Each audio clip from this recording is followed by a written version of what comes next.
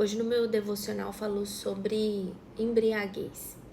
E Noé foi um homem que viveu em santidade. Construiu uma arca em obediência a Deus quando ninguém acreditava. Passou por um dilúvio, né? Teve a oportunidade em Deus de reconstruir, de que a humanidade fosse reconstruída através da vida dele, da obediência dele, da vida em santidade que ele levava. Mas na primeira oportunidade, depois que ele pisou em terra seca, depois do dilúvio, ele plantou uma vinha. E para comemorar, ele se embriagou. E ele foi encontrado pelo filho dele nu dentro da casa dele. E naquela época, isso era uma desonra muito grande.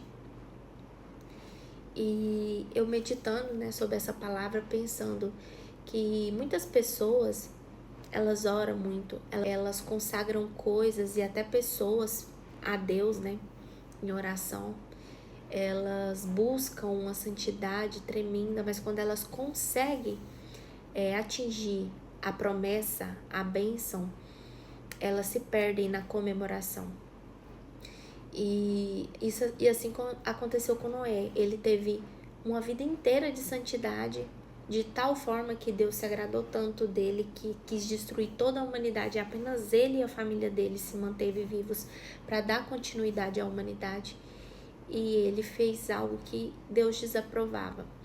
Então, a ministração assim, hoje que veio forte no meu coração é que por mais que a gente se ache santo, se encontre numa posição de obediência a Deus e busque uma intimidade com o Senhor, uma rotina espiritual, uma vida de intimidade mesmo com Deus, a gente nunca pode negligenciar a vigilância na nossa vida. Porque Satanás sabe que a única pessoa, quando a gente está em comunhão com Deus, que pode atrapalhar a gente de viver por completo a promessa, somos nós mesmos. Quando a gente negligencia a vigilância, a gente cai nas armadilhas de Satanás, a gente peca contra o Senhor. Outro exemplo que pode ser citado é Salomão, que Deus encontrou graça nele e disse a ele, o próprio Deus perguntou a ele, o que queres que eu te faça? E ele disse a Deus que queria sabedoria para governar o povo. E Deus achou isso lindo, porque ele não pensou só nele, ele quis a sabedoria para ele governar o povo.